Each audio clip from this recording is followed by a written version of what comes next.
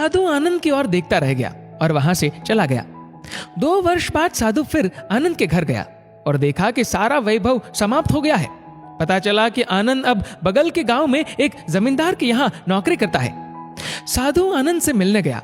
आनंद ने अभाव में भी साधु का स्वागत किया, झोपड़ी में फटी चटाई पर बिठाया, खाने के लिए सूखी रोटी दी।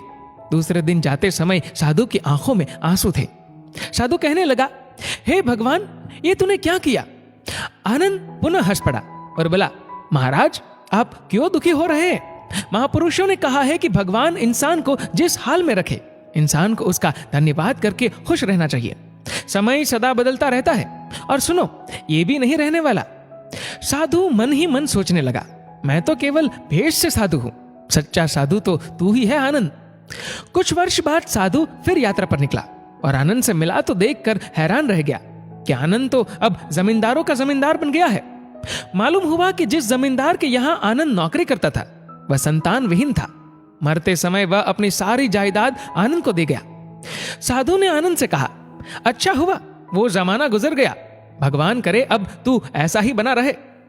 ये सुनकर आनंद फिर हंस पड़ा और कहने लगा, महाराज, अभी भी आपकी नादानी बनी हुई है।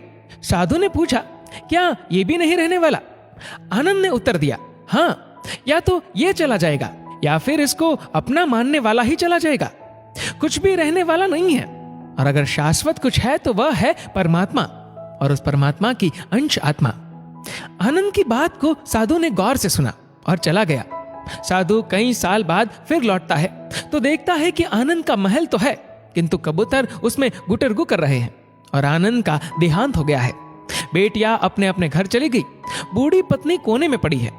साधु कहता है, अरे इंसान, तू किस बात का अभिमान करता है?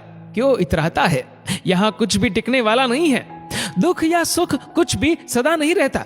तू सोचता है पड़ोसी मुसीबत में है और मैं मौज में हूं, लेकिन सुन, न मौज रहेगी और न ही मुसीबत। सच्चे इंसान वे हैं जो हर हाल में खुश रहते हैं। मिल गया माल तो उस माल में खुश रहते हैं, और हो गए बेहाल तो उस हाल में खुश रहते हैं। साधु कहने लगा, धन्य है आनंद तेरा सत्संग, और धन्य है तुम्हारे सतगुरु।